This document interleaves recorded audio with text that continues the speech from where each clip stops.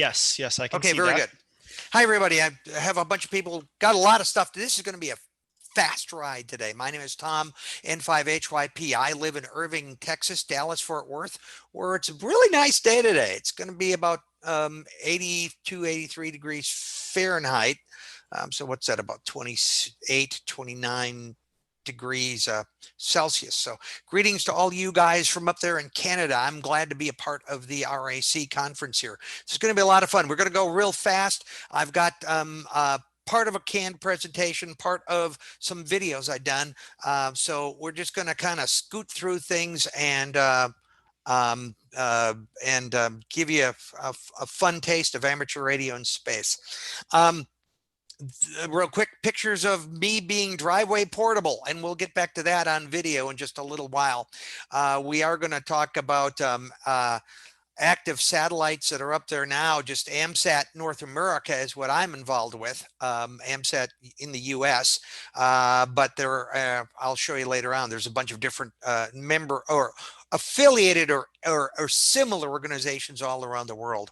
The only active AMSAT North America satellites that are up there right now that are working is AO7 and AO91 are working well. 85 is end of mission because it has run out of batteries. 92 is on the verge of running out of batteries, so it may only be active when commanded on, and AO95 unfortunately was deaf from launch, so we don't know why and may never know.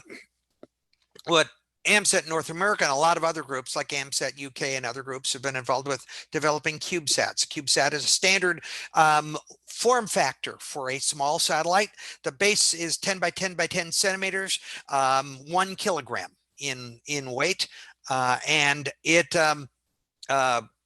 for us, we were able to get a number of free launches for our satellites because, as you can see from this diagram, there's about 4 or 5 boards on the bottom that are ours: the transmitter, receiver, the IHU, which is computer, batteries, maybe a bar magnet for magnetic stabilization. But we offered up to 4 cards for educational use by universities like Vanderbilt and Virginia Tech and Iowa State and Penn State, all created experiment boards that flew on at least one or more of our 5 Fox satellites. We're still waiting on one to get launched. We are still waiting on Fox 1E. It was supposed to be on Virgin Galactic's Launcher 1. I think it may be pushed off to something different because of the delays that they've had there. We'll see. It hasn't been delivered for integration yet, but it's close. Golf T is our next generation of greater orbit, larger footprint. It's a technology experimentation platform for the later Golf 1 satellites, which will have some more capabilities than what the Fox satellites did. And I'll have a presentation of Jerry Buxton N0JY later on in the presentation, just to tell you a little bit of what's coming up here. Another thing that AMSAT North America is doing, we would love to see a amateur radio on every university satellite. So we've been offering a board set of a transmitter, receiver, and IHU to any university that wants to use it when flying their own satellite platforms. University of Washington HuskySat 1 was the first organization to do that. They launched theirs last year. Unfortunately, that satellite kind of died due to overheating. No air to evacuate heat in space, so you got to work on control, and it didn't quite work out well for them. But the University of Maine is next one up on the docket. They just signed a contract to get one of our LTMs, and they will be flying it in the next couple of years. And of course, there are AMSAT organizations. They're all independent. AMSAT UK, AMSAT JAMSAT in Japan, AMSAT Australia, AMSAT DL in Germany, that all are involved in some manner, shape, or form of amateur radio in space. So it really is a worldwide community of amateur radio people involved with that. And you even up there in Canada are welcome to join AMSAT North America. A lot of benefits, and I'll show you some in a little bit because there's some good educational and learning benefits from being a member of AMSAT, and so we'll talk about that in a little while. So one of the things I want to talk about was getting started with FM satellites, and it is a great entry point for people to just get started. It's fairly easy. You can use just a handheld radio and a simple antenna, and you can get on the air. There are some even ways that seasoned amateurs can expand their amateur radio horizons. And the cool part is that they work no matter what the band conditions on Earth are, because we're talking about VHF and UHF and shooting signals up into the air, so they're not really affected by the ionosphere. We're going to learn today about what equipment you might need to do this. How do you know where satellites are? How do you know what frequencies to listen to? How do you track a satellite? What do I say? What's a satellite contact like? And some best operating practices stuff. There are FM repeaters. There are what are called linear transponders for SSB and CW. I'll explain that in a little while. There's some packet operations.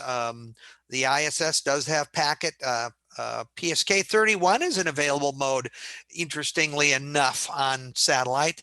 There's some digital voice modes that are have been experimented with, and there's a whole bunch of telemetry only satellites using amateur radio, but there's a real niche for that too in the amateur radio and space environment. So what equipment do I need? Well, you really want to have a radio or radios that can get you to do full duplex. And I'll explain why. You really want to be able to hear whether or not you're actually making the satellite, whether you're stomping on somebody else or somebody else might be stomping on you. And in the case of the linear transponders, you really want to know that you're on the same frequency in uplink so that you can hear yourself on downlink. So some form of full duplex is good. A couple of radios can do it if you have half duplex radios, it really is a good thing, and I'll kind of explain why in a little bit. A little more. Not all dual band transceivers are full duplex. Not all advertised full duplex transceivers are truly full duplex, and not all receivers are created equal. Yeah, you can do amateur radio FM satellites with a pair of Baofangs, but you do get what you pay for. I've been coaching a guy in the northern part of the U.S. who's tried to deal with this with a Baofang, and he could never hear anything. He bought a good Yaesu radio and was just amazed as to what he could hear. I personally love this radio. It's the Kenwood D72. It is a true full duplex radio. It can do APRS, so that opens up another avenue, but there's some other radios. W32A, older serial numbers were the best. I happen to unfortunately have one of the newer, and that's a no longer produced radio, but I happen to have one of the 7-digit serial numbers, and it sucks for it desenses on UHF downlinks if you're uplinking in VHF, and it also needs a mod to be able to work. So you got to kind of watch it. And I'm going to give you guys a link later on, or a chance to send me for a link, and I have a couple documents that have a more complete list of radios that are good for satellites. Mobile radios are good as well. The IC series 2720, 2710, the 2800, Kenwood's radios, which are dual band and full duplex, dual listen. Yaesu has some cool ones out there. I've used the 8800 and the 8900, as well as the ICOM 2800 series. I've used those. They work out really well. Of course, there are some bigger radios that you can use as base station or portable. The 9700 actually from ICOM is a great satellite radio, but there's some others out there, the TS2000s. You can get some older Yaesus. I own an FT847. It's a 1990s radio, but it's a great full duplex capable satellite rig, computer controllable. And all of these radios, except for the early Yaesus and the early Kenwoods, are computer controllable as well. And for FM, it's not so much an issue, but for some of the other modes, it is. Of course, you can use some some of the portable radios like the Yaesu 817, 18s are great. They are not full duplex, but you can stack a pair of them together and or a combination of radios. Even SDRs for the receive side is good. You want to get the best receiving station that you can. You want the best, a good antenna and a good front end for a radio, because you need to be able to hear yourself. If you can't hear the satellite, you don't know if you're getting in. And one of the things that's really a problem is people will try transmitting when they don't hear anything. And possibility is that they really are being heard by the satellite, because you are putting up a lot more power than the satellite's putting out. So it will probably hear you even if you don't hear it. So the rule of thumb is, please don't transmit until you can reliably hear, because that is going to give you the best bet of getting through and giving you the least opportunity to mess up somebody else's QSO. I like the Aero antenna. I have one behind me. You'll see that in the when you look at the video in the background. I think it works well. It's balanced well. They make two different varieties of it, and you can even get some older ones. This is an image of me on the Maine coast. I did try to work some UKDX. It didn't work out. Just my timing and scheduling wasn't where I couldn't hit anybody else. But I did try, and it was kind of cool. I could bring up AO91 at about 2 degrees across the Atlantic. It was pretty cool. The elk antenna is another commercially made antenna. It's a log periodic, whereas the Aero is a Yagi. It's a one antenna for both sides. The cool thing about the Aero is it actually has two separate antenna feeds. You can either run it through a duplexer to make it work in one radio, or it easily can work as a 2 meter and 70 centimeter. And there's also some folks that have published plans to add 1.2 gig antenna elements to the Aero as well. So you can make it a tri-band antenna as well. This is my Canadian content for the presentation here. I've actually looked at his website. It's a really cool Aero style antenna that you can homebrew with some brass wire, or thick 3/4 inch or 1/4 inch tubing and PVC pipe, and you can build your own homebrew diplexer, and it apparently works pretty well. Find his website here, ve3zaz.net, and I'm sure you'll find his antenna there. Kent Britton from here in the Dallas-Fort Worth area, WA5VJB, has his cheap Leo antenna. Also, you can build it for about 20 bucks or so. It also has a duplexer that you wind the coil on a pencil. It works pretty well. I think the duplexer is probably the most critical part of the antenna, and being able to solder onto the welding rod that he recommends. So those are the two possible points that are of negative on that, but go for it. I've known people that used it, and they like it. It works pretty well. Besides, if you bend the elements, you just bend them back. You want to make sure you either build coax to connect to your radio that has the right connector mounts, or get the right adapters for it. I have a couple of boxes of adapters that I always take with me when I go out and about, because I never know exactly what configuration I'm going to end up using and what types of cables somebody might throw at me. So I like to have a lot of adapters. Get good quality ones. When you're if you're doing field work, you want to bring some other stuff along with you. A compass is a good thing. Your phone has a compass, but and your phone can correct for true north, especially the farther north you are and the farther west you are, the more derivation from true north you're going to get with a compass reading. So audio recorders are good. If you got one radio that does full duplex, you want to make sure that you have some way of splitting the sound from your radio from your microphone. If you're either using headsets or using a plug for an external speaker, because if I turn on my D72 and I try to transmit, which I'm doing right now, the audio noise is still coming through on the receiver, and you'll end up with feedback. So you want to try to avoid that. An audio recorder is a good thing as well, because especially on FM, the contacts come really fast. There's no way you're going to write it down on your own. External duplexers, if you want to run more power than the 10 watts that the Arrow or the Kent Britain antenna will let you do. Also, satellite tracking apps. This is great with iPhones or Android phones or iPads, and there's a number of good tracking apps for either.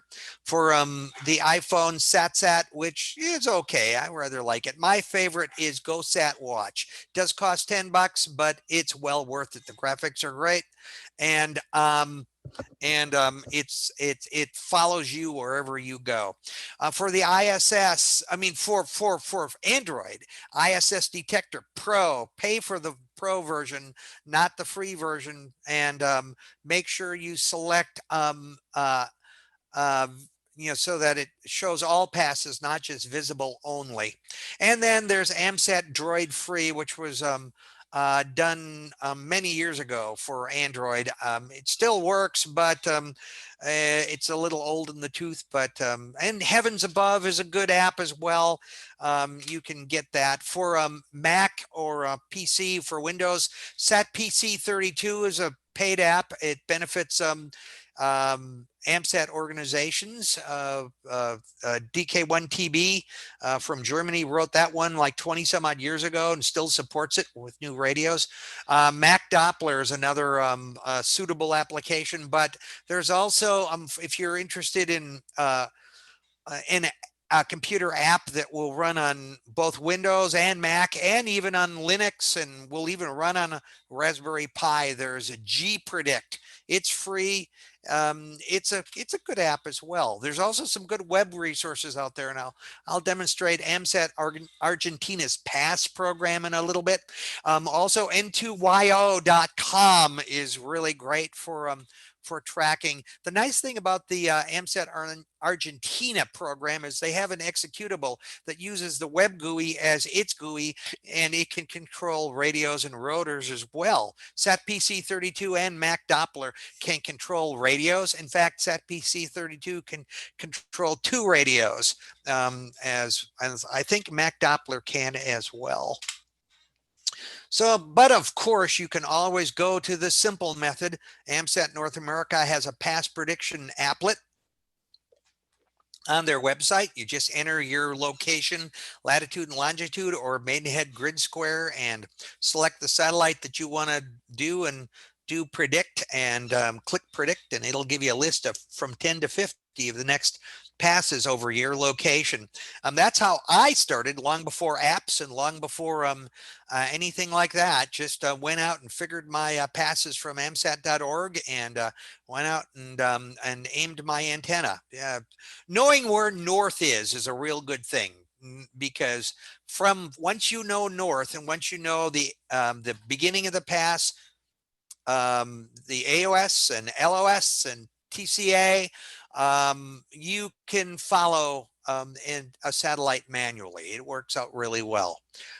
He wants me to speak English. You notice he's got his club. He's out there trying to do his satellite contacts, and we're going to help him here. You need to know AOS is the beginning acquisition of signal. Satellites, all our amateur radio satellites that we can access here in North America are low Earth orbit, meaning they are within between 250 miles and maybe 1,000 or so miles up. So you are only visible to the satellite, and the satellite is only visible to you for a limited period of time at a time. And you got to know those times. This is an image of the ISS. If you can see the red circle, you will see that's the ISS's footprint. It's about 250 miles up. So it can get a couple of miles from across diameter. AO7, which is up closer to 1,000 miles at apogee, has a much larger footprint. In fact, those of you in the eastern provinces of Canada can easily work Europe with AO7. So you have a lot of opportunity for DX even on a LEO satellite. You know, most satellites in the amateur radio world are crossband in some manner, shape, or form. Not all, but most. Uplink frequencies, the frequency that we transmit on and is received by the satellite. The downlink frequency is the frequency coming back from the satellite. And Doppler shift is a big part of this, because just like a train horn coming at you, the frequency coming at you is higher than the frequency going away from you. The satellite thinks it's standing still and we're moving, so it experiences Doppler, but in the opposite direction. So when we uplink, depending upon the frequency band of the uplink, we may have to move the uplink frequency the opposite direction. It's a little confusing, but it does make sense. This is just, again, if I were uplinking on one of the Fox satellites, which are 2 meters up and 70 centimeters up and 2 meters down, I would be moving my uplink frequency down as the pass progresses. But in the case of a VHF up, UHF down satellite like SO50, I will, because, you know, on our FM radios are only 5 kilohertz steps. So if you're using a handheld, you can't really adjust in and out of the 3.5 kilohertz passband or Doppler shift, I should say. You should be in the satellite's capture passband. But for linear satellites, those that use SSB and CW, you know that even 100 hertz makes a difference in how you hear a signal. So you must do more accurate Doppler correction for that. Again, so what frequency do I need to be on? Depends upon the satellite that you're involved with. Just checking something. I've been getting a GABA text, but it has nothing to do with me. You know, the FM satellites are easy to hear and easy to work, but there's only one, because they're single channel FM, just like a repeater on terrestrially, you get more than one people at a time, and you have doubling, and it just is a bunch of noise. So here, just as real quickly here, and by the way, all this presentation is going to be available on a link that I can send you, so you can take more time and view this at your leisure. But this is one of the Fox satellites, AO91. It's downlink, one frequency. I would only program that one frequency into my radio. I would program 5 memory points into the uplink side, so that I can follow the Doppler as I go. SO50 is kind of another animal, because it is an uplink on 2 meters, so I would only program the one memory for that satellite, and I would but I'd have to program multiple downlink frequencies, and SO50 even has a little bit of frequency drift, so you actually have to program an extra one in there to compensate for that. And another FM satellite that's up there is the Philippines Diwata 2 PO101. It's also a 70 centimeter up and 2 meter down, but it uses a different PL. The Fox satellites use a PL, but only to turn them on. They're bent pipes after that. SO50 must have a 67 hertz PL tone to be heard, and the Diwata 2 satellite PO101 has a 143 PL, so it's a little different. But of course, if you're a member of AMSAT, you can AMSAT members can download for free the PDF version of the annually updated satellite frequency chart. It gives everything that's currently up there and functional, although they actually forgot one on this year. They forgot PO101, I think. Tracking a satellite, of course, if you know the AOS, if you know the azimuth of the AOS, if you know the azimuth and elevation for the time of closest approach, and if you know the azimuth of the LOS, and how long the time frame between the two are, you can pretty much follow. An aero antenna, people are really afraid that they're going to miss it. They're not going to be pointing at the right place. Well, these antennas have like about a 10 to 15 or more degree beam width. So you just got to be close. And your radio puts out a lot more power at 5 watts than the satellite puts out at 500 milliwatts. So if you can hear it, it will definitely hear you. Polarization does matter a little bit, because most of these small CubeSats only have a single monopole antenna. So it's just basically a quarter wave whip. And if the satellite is tumbling, that might be changing in reference to your receive antenna. So you may have to follow around a little bit horizontally and vertically in order to be able to track it. Some satellites are much more stable, and you don't notice that drift. You find the best polarization and go with it from there. On FM satellites, QSOs are really quick because there's always a lot of competition, and so pretty much you're just exchanging call signs and grid squares and an acknowledgement, hopefully, that you have gotten that. On the SSB birds, you can have the opportunity, you might be able to talk to the same guy for the whole 10 to 20 minutes of the pass. So that's kind of a lot different. Working a pass, verify those AOS, TCA, and LOS times.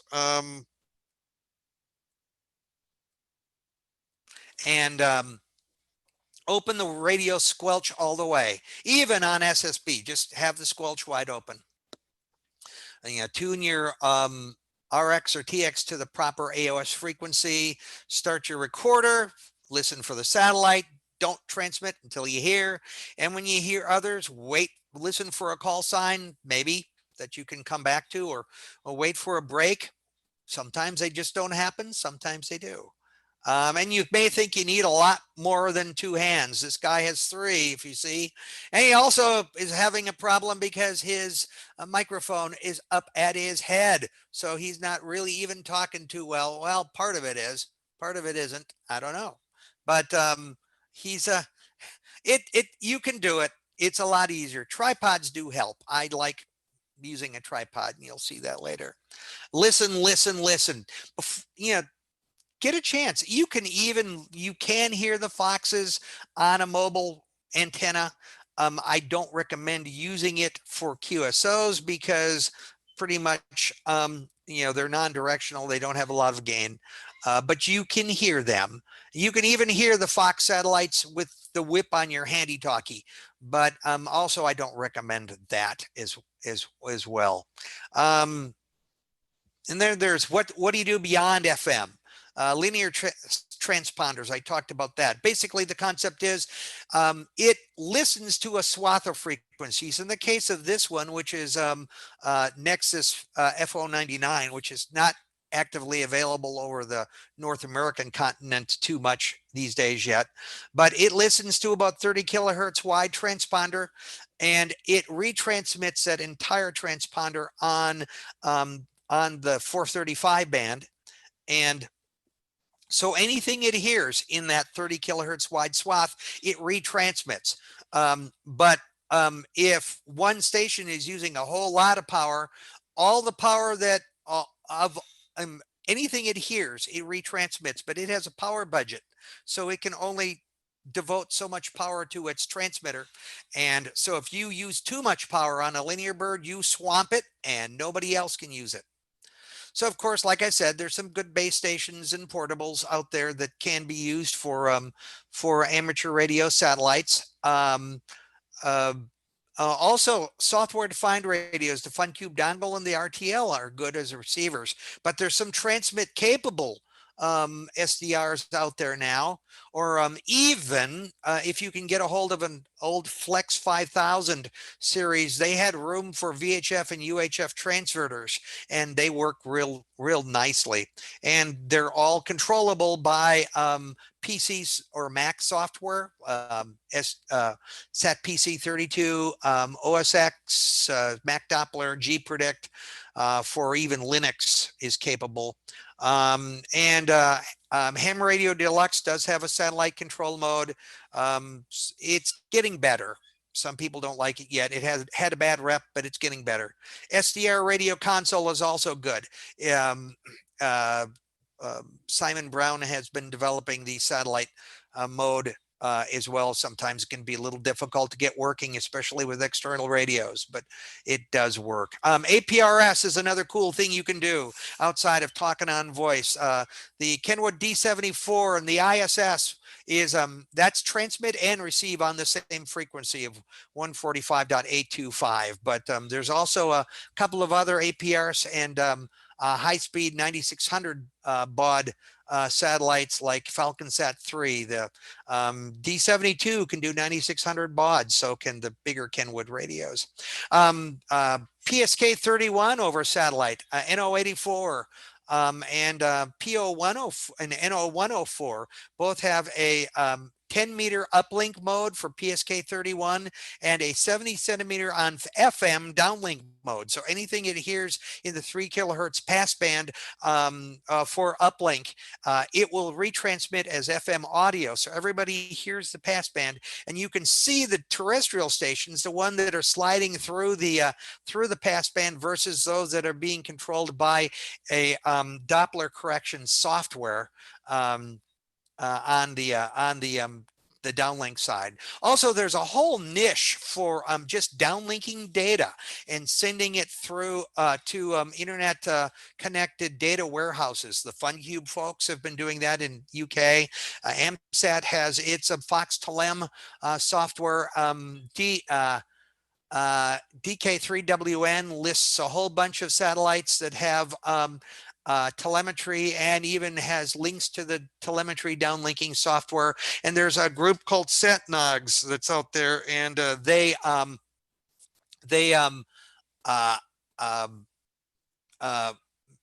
a way to aggregate data. All this stuff is available in AMSAT's Getting Started in Amateur Satellites. I went longer than I wanted to, but I am going to show you 2 clips real quick. Should be here. Let me hit play. You guys should hear audio. May not loud. It's me working in FM Pass. November 5, Hotel Yankee. N6 UTC from N5 8Y3. I'm working full duplex. I can hear myself on the downlink there. N6 UTC. So we're going to stop that. And then I'm going to zip to another thing here just to show you my station a little more. And we'll click on that. Here we go. Show you the linear transponder difference a little bit. Just a little tour of my my station a little closely here. So today we are driveway Andy, portable. Do you hear my audio, by the way? I have my regular Arrow antenna mounted on a tripod over here. The Arrow antenna, of course, is a standard Arrow, is 7 elements on UHF and 3 elements on VHF.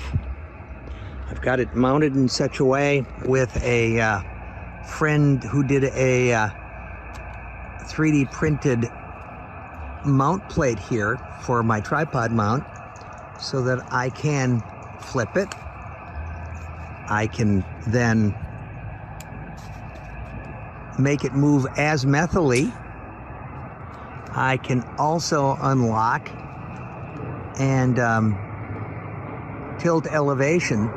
All this manually, of course, because at this point I don't have a mechanical rotor system. So of course there's two antennas, and they can feed two different antenna ports on, two different antenna ports on my FT847. Actually has a nicely set up for I do use duplexers to act as bandpass filters. does help. In this case, the 2-meter antenna coated in orange is coming So down skip to the forward just a 2-meter little bit here. input of this diode being controlled by SAT PC32 on the laptop here. SAT PC32 allows very accurate Doppler correction, provided you have the location correct and the time correct, and that you have downloaded current orbital elements for the particular satellite that you're working with. If I may break in. Okay, we're a couple minutes away from RS-44 Yeah, just AOS. a second here. It's Just going to be coming I was gonna around 7:19 this evening, or 1919 local, or back to SSB.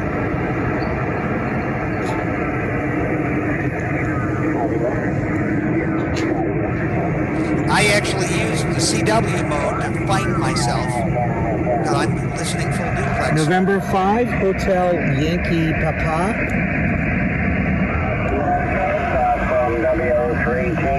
WO3T from N5, Hotel Yankee Papa in Echo Mike 12.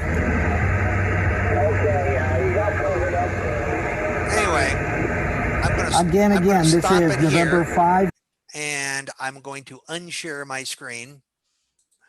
It took a little longer to get through the presentation, but I realized I kind of wanted to do that. So that's about it. There's a lot of fun things you can do with this hobby, and it is with this aspect of the hobby, and it's always available.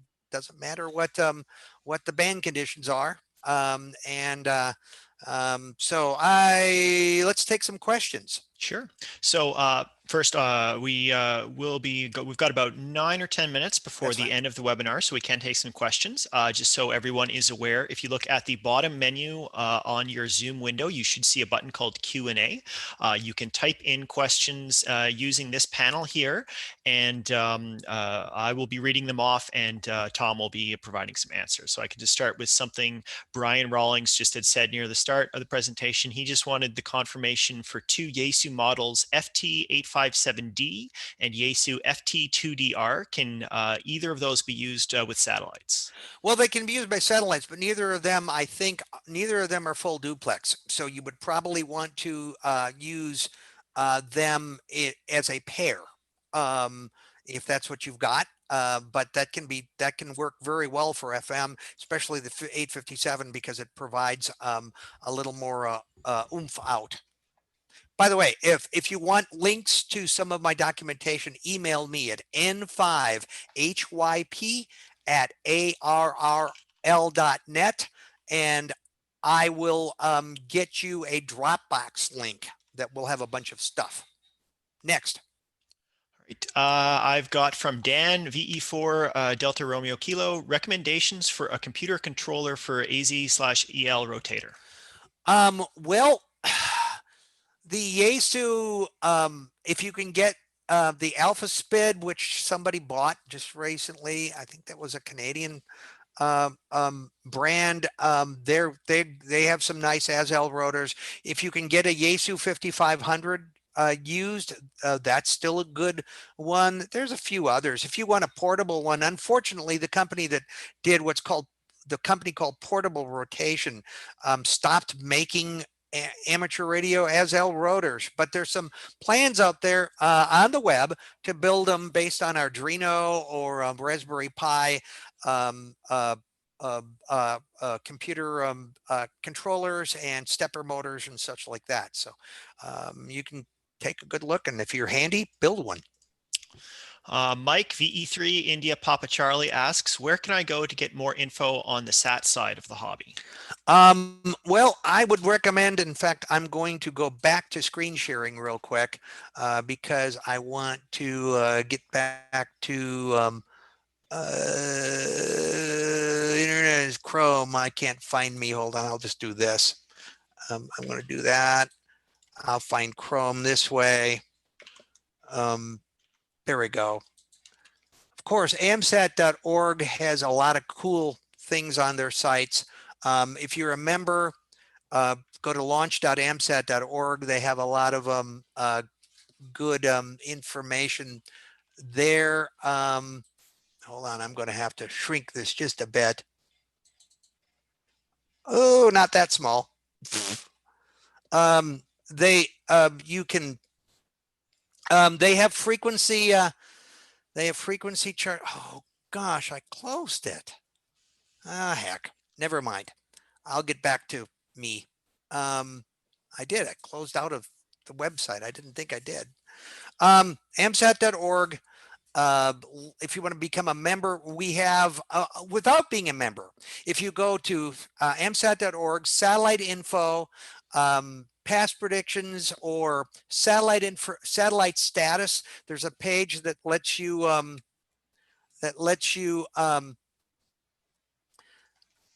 I was there. I could share this. Satellite, sorry about this, guys. I'm kind of wasting time. There's a page that gives you frequencies for satellite frequencies. It's called communication satellites. You can get a table of satellite frequencies for FMs. You can get a table of satellite frequencies for linear transponders. There's information about different satellites.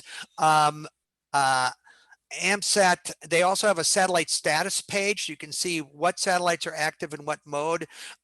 There are the AMSAT Journal has published a great series of articles. They're on the sixth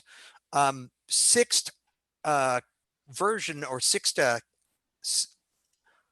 the sixth version of it, whatever, of getting started articles. If you're a member of AMSAT, you can download any AMSAT journal from 2014 on.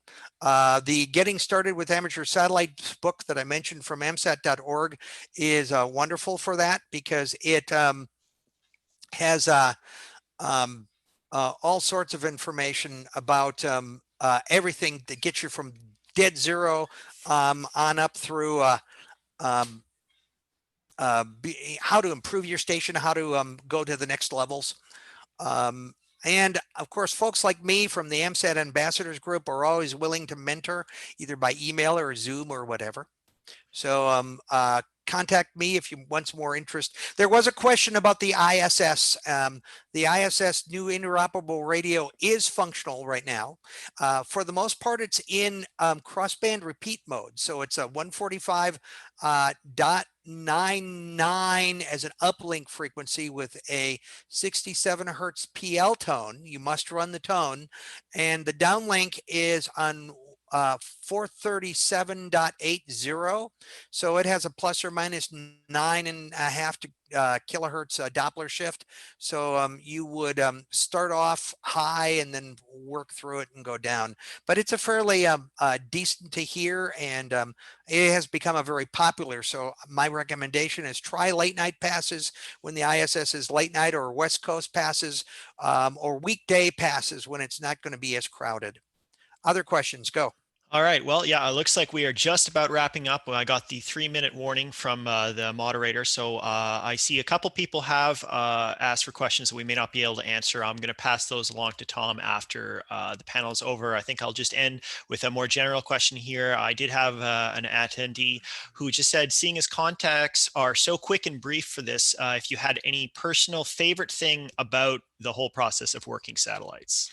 Well, it's fun. Oh, I wanted to mention something for you guys up in Canada. there are folks who collect grid squares. You can get VUCC, which is 100 with a satellite endorsement for 100 grid squares.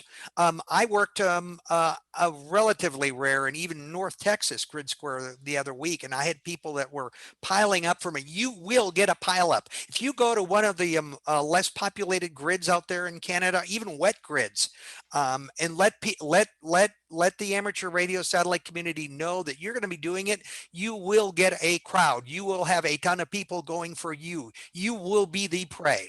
So grid chasing and roving to activate grids for other people is a great fun thing to do, and there would be a lot of people who would be going after you up there in the inland reaches of Canada, or even some of the big lakes that are in wet grids. Would be people would love it.